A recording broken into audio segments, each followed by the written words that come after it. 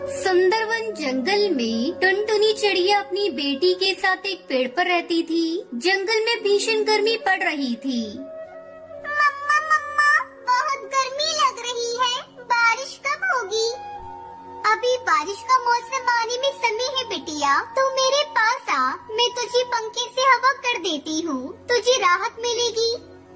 मम्मा चलो ना, नदी किनारे चलते हैं, वहाँ ठंडी ठंडी हवाएं चलती हैं, ठंडा ठंडा पानी भी पी लेंगे। इस तरह सुनहरी चिड़िया अपनी माँ टुनटुनी के साथ नदी किनारे बहुत देर तक बैठी रहती है। एक दिन अचानक से बारिश होने लगी। सारे पक्षी बारिश का आनंद लेने लगते हैं, लेकिन कुछ समय बाद ही बारिश विकराल रूप ले लेती है। बेटा जल्दी घर चलो, नहीं तो हम लोग रास्ते में फंस जाएंगे।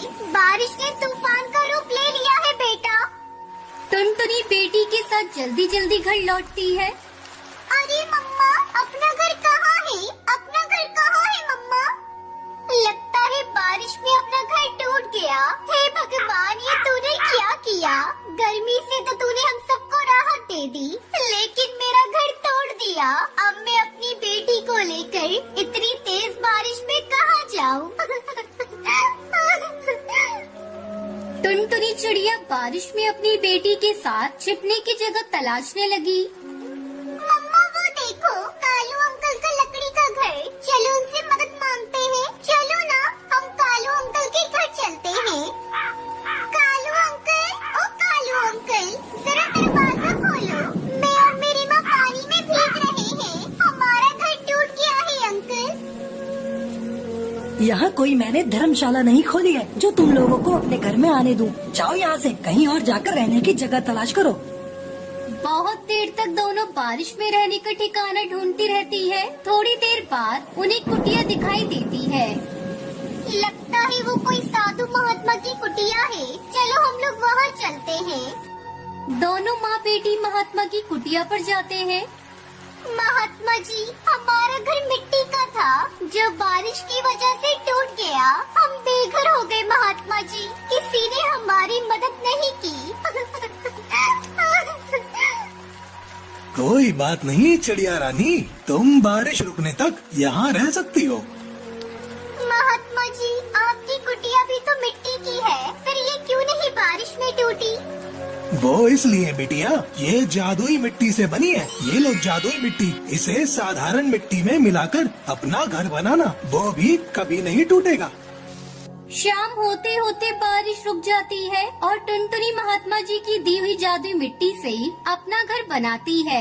पूरी रात लीपा पोती करके टुनटुनी अपना मिट्टी का घर तैयार कर लेती है। फिर दोनों माँ बेटी जब अपने मिट्टी के घर में प्रवेश करते हैं तो वो अंदर से बहुत ठंडा था।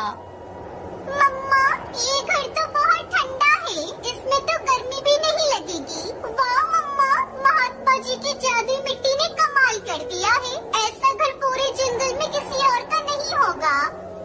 फिर दोनों माँ बेटी खुशी खुशी उस मिट्टी के घर में रहने लगती है। बहुत समय पहले हरी वन में टुनटुनी चिड़िया अपनी मम्मी पापा के साथ रहती थी। टुनटुनी का पिता खेती करके अपने परिवार का पेट पालता था। उसी जंगल में एक लालची मुखिया भी रहा करता था। वो पक्षियों की उपजाऊ जमीन को धोखे से हड़प लिया करता था। एक दिन मुखिया बुल्लाबाज कालू कौई के खेत पर पहुंचता है और उससे कहता है, अरे तुमने मेरे कर्ज को अभी तक नहीं चुकाया, ये खेत मेरे नाम लिख दे, इसके बदले में मैं तेरा सारा कर्ज माफ कर दूंगा। कैसा कर्ज मुखिया जी, मैंने तो आपसे आज तक कोई भी कर्ज लिया ही नहीं। तो क्या ये कागज झूठ बोल रहे हैं? ये देख, इस कागज पर तेरे अंगूठे के निशान हैं। तूने मुझसे पूरे 1 लाख रुपए कर्ज लिया है। मालिक, ये सब झूठ है, आप मुझ पर ऐसा जुल्म मत कीजिए। अगर आपने मेरे खेत को अपने नाम लिखवा लिया तो मेरा परिवार भूखा मर जाएगा। देख कालू, अभी तक तो मैं तुझे प्यार से समझा रहा हूँ। अगर तू फिर भी नहीं माना तो मेरे आदमी तुझे इस खेत में मारकर गाड़ जाएंगे। अब चल भाग यहाँ से, आज से ये खेत मेरा हुआ। मालिक, ऐसा पाप मत करो, मेरे छोटे छोटे बच्चे हैं, उनका तो ख्याल करो मालिक। वो दुष्ट मुखिया कालू की एक नहीं सुनता और उसे वहाँ से भगा देता है। दुखी मन से कालू अपने घर पहुँचता है। अरे क्या बात है पापा, आज आप बहुत थकी थकी दिखाई दे रहे हैं। आपकी तबीयत तो ठीक है ना? अपनी बेटी की बात सुनते लगता है। बेटा हम लोग बर्बाद हो गए। मेरे खेत को मुखिया ने अपने नाम करा लिया। उसने मुझ पर झूठा इल्जाम लगाया कि मैंने उससे कर्ज लिया है। तुम्हारी कसम खाकर कहता हूँ मैंने मुखिया जी से कोई कर्ज आज तक लिया ही नहीं। आजी ये क्या कह रहे हैं आप? एक वही सहारा था हमारी भूख मिटाने का। अब हम कैसे अपनी बेटी को पालेंगे? अपने खेत जाने के गम में कालू बीमार पड़ जाता है। बेटा तेरे पिताजी की तबीयत ठीक नहीं है। जा जल्दी से बुलबुल डॉक्टर को बुला कर ला। टुनटुनी चिड़िया डॉक्टर बुलबुल को बुलाने जाती है, लेकिन रास्ते में उसने देखा कि एक पक्षी झाड़ियों के बीच फंसी हुई थी और वो जोर जोर से चिल्ला रही थी। अरे मुझे कोई पानी पिला दो, बहुत प्यास लगी है। ये लो दादी माँ पानी पी लो। आपकी हालत ऐसी किसने की? आप तो बहुत घायल हैं। टुनटुनी उस घायल कबूतरी को पानी पिलाती है। बेटा मुझे एक जंगली जानवर ने अपना शिकार बनाना चाहा, लेकिन मैं किसी तरह इस झाड़ियों में छुपकर अपनी जान बचाई। कुछ दूरी पर मेरा घर है, किसी तरह मुझे मेरे घर तक पहुंचा दो, नहीं तो मैं पड़े पड़े यहाँ मर जाऊंगी। टुनटुनी उस घायल पक्षी को उसके घर तक पहुंचाती है। दादी अब आप आराम करो। मेरे पिताजी बीमार हैं। मैं उनके लिए डॉक्टर को लेने जा रही हूँ। आते समय आपके लिए भी दवा लेती आऊंगी। बेटा मैं तुझसे बहुत प्रसन्न हूँ। तुमने पानी पिलाकर मेरी जान बचाई है। ये ले, इस पोटली में कुछ लीची के बीज हैं। इसे ले जाकर अपने घर की आंगन में बो देना। ये लीची के जादुई बीज हैं। एक ही रात में लीची की फसल तैयार हो जाएगी।